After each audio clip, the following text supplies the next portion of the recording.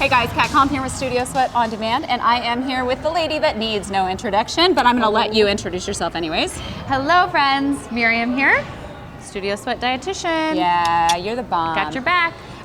So what we wanted to talk to you about today are these things.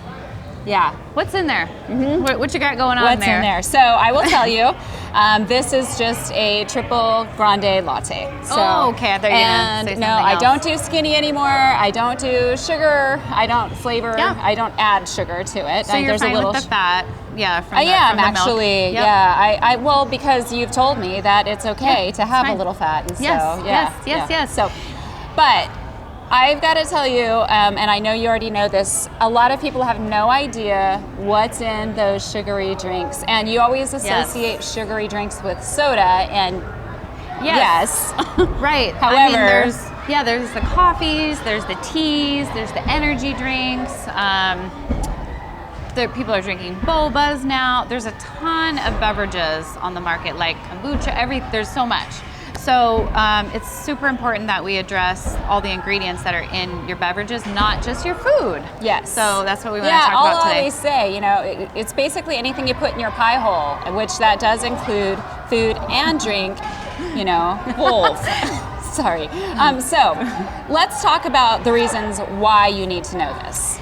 So basically, when you have, and we're gonna not talk about fat in the drink, we're gonna stick to the sugars because that's really what we're noticing to be problematic, is the sugars that are in our beverages. So when we drink our sugars, we're not actually getting the satiety or the fullness effect like we would if it was in your food, where you're starting to digest in the mouth by the chewing, like there's a whole digestive process. This goes like straight into bloodstream. If there's no sugar in here, but except the milk. But right, that's what no added sugar. Naturally occurring. Yeah. So I'm really talking about added sugars. So not smoothie, not juicing. I'm talking about what's added if it's glucose or syrup, even agave and honey. We need to be very mindful because we're not going to feel full from it when we drink it. So we're inclined to take in more calories without having that fullness effect. So that's really the ultimate damage when we're saying watch the sugar in your drink. It really has to do with like the caloric intake and not being able to feel the fullness. So how many calories would be in, if you had to give me an educated guess, a grande mocha, which means 4 pumps on the star scale, Yeah, I mean, that's already going to exceed the recommendation. Like, we only want for the day, less than maybe 50 added sugar grams a day. Yeah. How many are in? And so that would almost be like 45. Yeah. So 35 to 45, depending upon the pumps, but. That's right. You're gonna exceed. Like you have then maybe anything later, a piece of fruit. You're done. Yeah. So I mean that's actually not added sugar, but your insulin is not going to be happy with you. Yeah, folks. It messes with your blood sugar levels and spikes, your energy, and then you drop. Yeah. And then you end up eating more anyway because you're not getting that I mentioned that gut satiety. So what? Well, can I give a recommendation for some of my friends out there? Yes. I've given the same recommendation to a lot of people, but I used to just order my lattes like a lot of people, just give me a vanilla latte, right? Until I started like figuring out what that meant.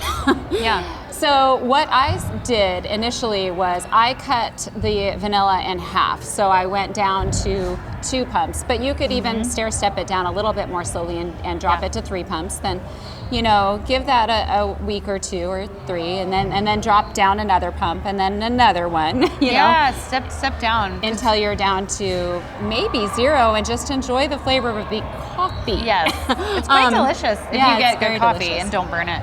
Yeah, exactly. I love that approach. So that's one of the things that I did. Yeah. What do you think about sugar-free flavorings in coffees or just any drinks that are out there? What do you think about those? So as long as they're not the very controversial aspartame, even like sucralose, which is Splenda. That's a questionable one. If you look at Nutrition Action Newsletter, it gives you like a list of, and I've written on this before, like the no sugar substitutes and the okay ones. We have a great blog on it. If you go under SSOD articles, you can find that. Yep. So sugar stevia, erythritol, which is a sugar alcohol.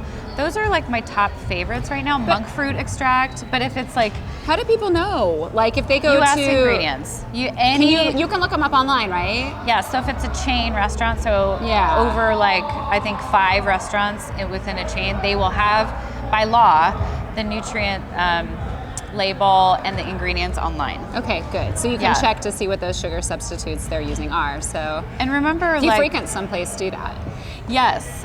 Sometimes too, if you are so used to heavy sweetness, that can kind of set the tone for your food as well. Absolutely. So you need to really watch what you're putting on your tongue. Yeah. Even if it's calorie free or sugar impact free, you need to really be mindful of like, I want to taste sweetness. Yeah. So don't overload those taste buds. Wasn't it you that told me that after you have like, your piece of chocolate, which there's nothing wrong with, for the general person, I will say. Yeah. Always got to put that disclaimer on there, but wasn't it you that told me, rinse your mouth out with water and then you're going to be okay, you're going to be done with it. It rinses it off of your taste buds and you're less likely to...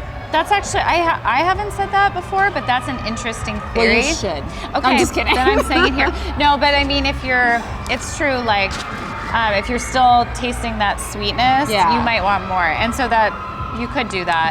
It was for that purpose, like, so that you don't maybe overconsume. When you're like an over-sugared person, I would say that would be probably a good thing to try, so. Anything else that you would like to add that you think would add value to this subject? Well, I want to mention, don't be scared of fruit and fruit sugar. So when I'm talking about beverages, smoothies are great because it's whole fruit, right? Unless you're adding a bunch of syrups and juice in there. When it's the whole fruit and it's blended, awesome. Okay. Don't worry about it. Yeah, it's more the added sugar. It's when you're doing... So what about juice though? When you're adding juice, so the kind of the same deal, like you're not going to be noticing that fullness effect because it's lacking the other qualities of like an intact fruit, right? The fiber and the pectin, the enzymes, and there's a lot of calories in juice, so if that is a concern. The recommendation is less than 4 ounces a day for everyone of juice. Okay. So so that's half a cup. So you mamas and papas that feed your children, give your children nothing but juice. I mean, Oliver, my son, he's a juice guy, but I can tell that he self-regulates. Yeah. And that's cool. Some kids cannot. No.